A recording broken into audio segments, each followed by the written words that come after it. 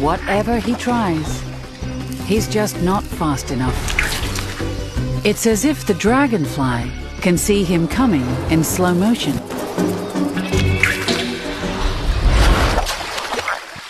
Close, but no cigar.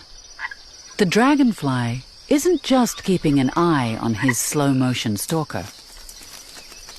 He also has to defend his territory from rivals. With his eyes on the skies, he's less likely to spy someone hiding below.